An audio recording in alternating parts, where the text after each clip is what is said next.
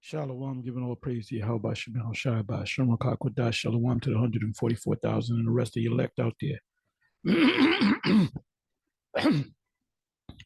Anyway, I'm going to make this a quick video, and I'm going to entitle this video, "The Woman at the Well Was Not an Israelite."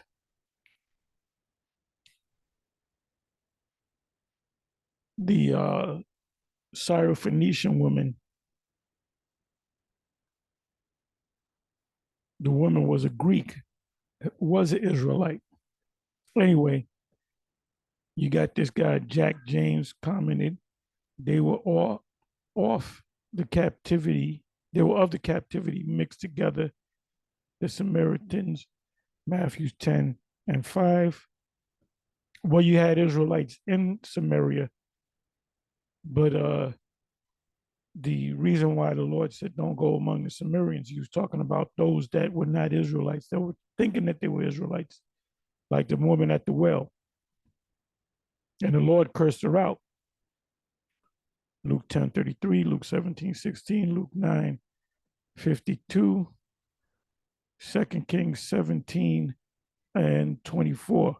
Well, that proves right there that they were not, they're not Israelites. When you go to 2 Kings, matter of fact, let's go right to it.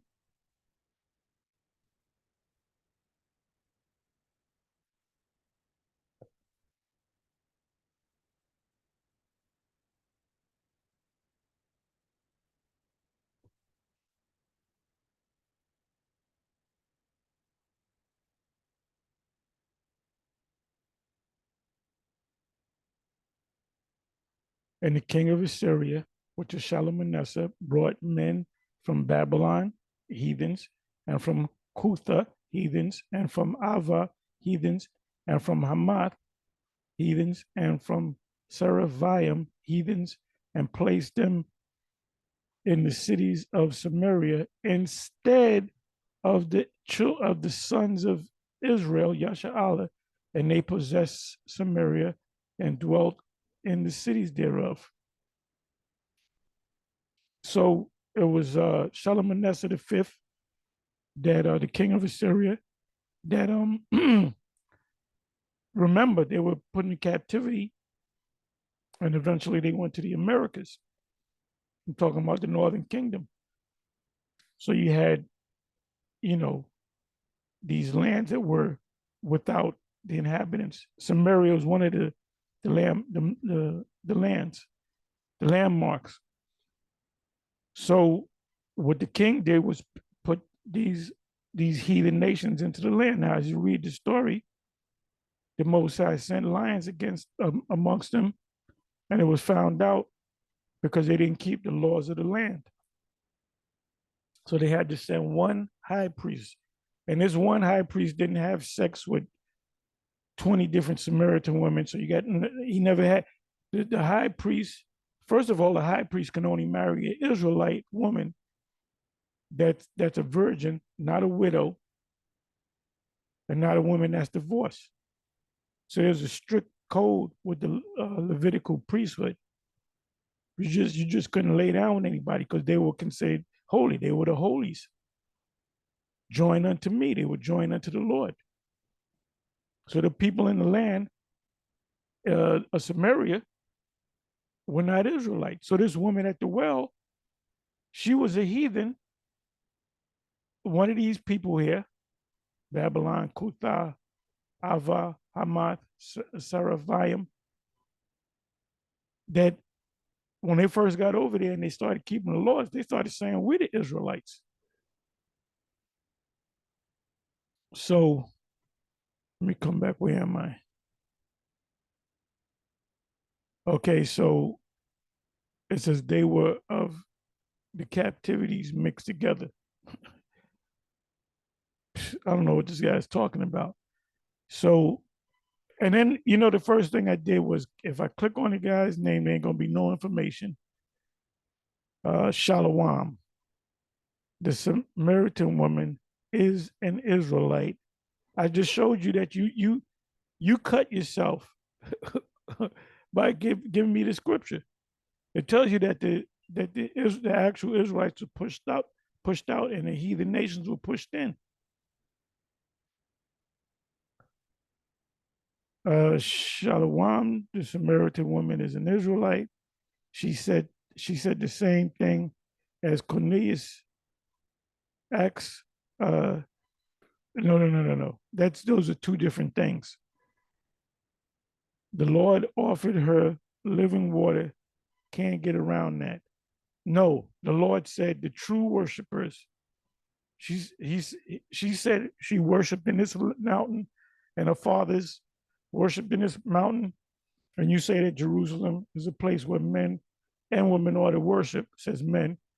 And the Lord said, ye know not what ye worship. For salvation is of the Jews, the Israelites.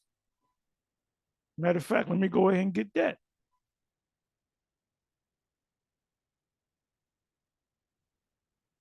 You cannot teach the professor. Inside joke. Okay, so let's go to John, chapter 4. Chapter 4.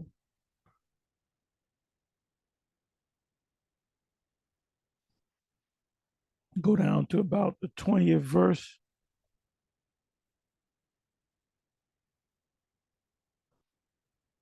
Our fathers worshipped in this mountain. Who are her fathers?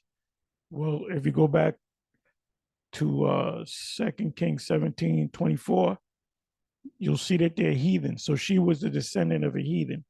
And ye say that in Jerusalem is the place where men ought to worship. Yahushua saith unto her, woman, believe me, the hour cometh when ye shall neither in this mountain nor yet at Jerusalem worship the Father.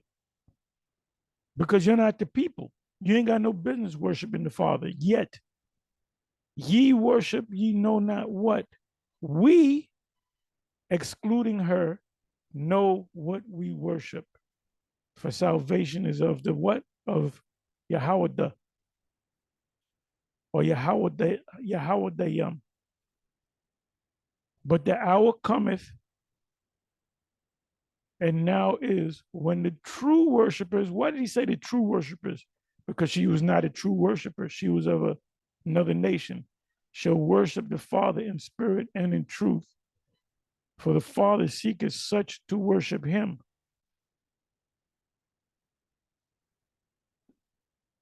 So you wasn't chosen. You were not an Israelite. So now let's come back over here. So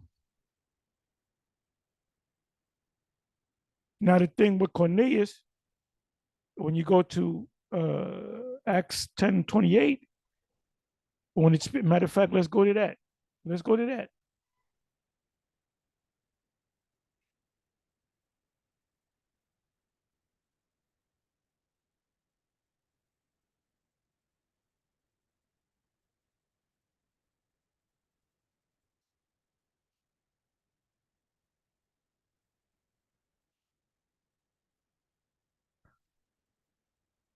And he said unto them, ye know how that it is an unlawful thing for a man that is a Jew to keep company or come unto one of another nation. But the Most High have showed me that I should not call any man common or unclean. The unclean animals that the Lord said, the Spirit said, rise and eat, kill and eat, represented.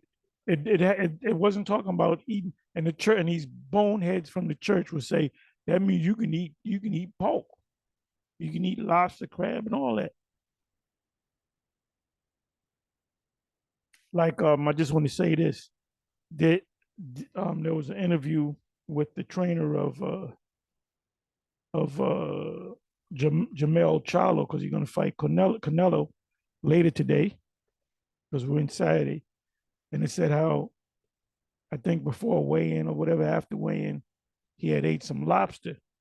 So that means he hasn't been watching the videos. Lobster, if you go back to the story of lobster is nothing but a gigantic roach of the sea. It's the same, it's built to say, it's the same makeup as a roach. It looks different, but it's a roach. It's a roach, sea roach. If you stomp a roach, white stuff comes out of it. Same thing with the lobster. White stuff come out of it. And they when they cook it, it becomes like a meaty substance. Now the history of that is, I believe it was Boston, if I'm not mistaken, where they had, this goes back to slavery, where they had so many lobsters and stuff that they used to give it to the slaves. Like, give it to the slaves. We don't eat that stuff. Plus, they knew the scriptures. So what had somebody came up with the idea of, well, let's call it a delicacy, so the rich can eat it. So they marketed it as a delicacy for the rich. So that's why you got people, when you want to impress your girl, what your girl is nothing but a fucking heathen, a bald headed heathen. Any black woman that you go with, guarantee you she got weaves or a wig on. Because the Most High cursed her pursuant to Isaiah Isaiah 3, verse 16 on down. That's a curse. This is why these Koreans and these Hamites make billions of dollars. The wig and the weave industry, the hair industry, is a multi-billion-dollar industry around the world. Not for the white woman. They don't need to get no wig. The Moabite woman.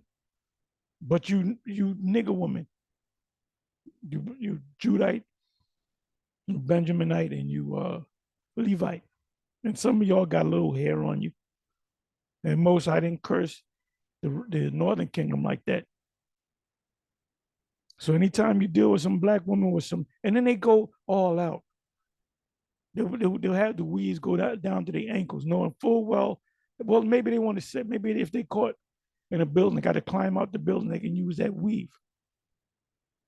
But anyway, I got off track. But anyway, um, let's come back into this. I'm sorry.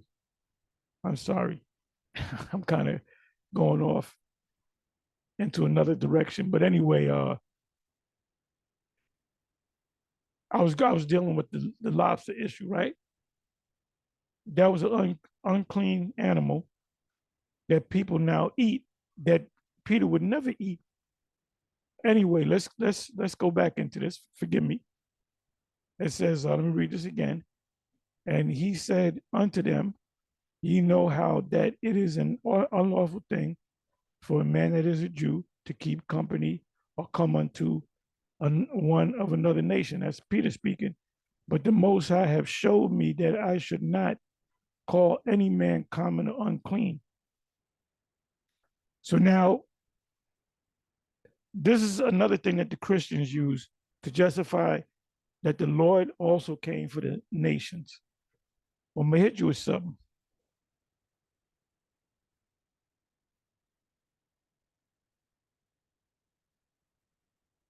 Let's go to the word nations. This proves that Cornelius was an Israelite. His parents, his great-great-grandparents got caught up in that mess with Antiochus Epiphanes.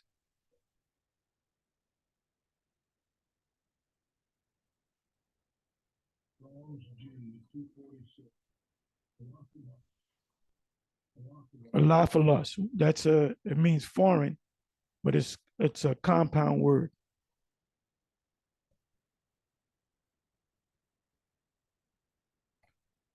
Alos.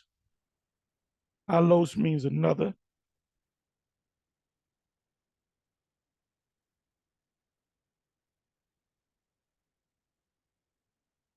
And Phule means a tribe. In the New Testament, all persons descending from one of the 12 sons of the patriarch Jacob, a nation, a people.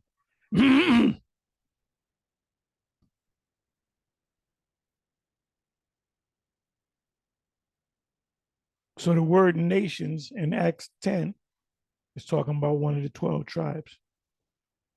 Here it is. judging the 12 tribes of Israel.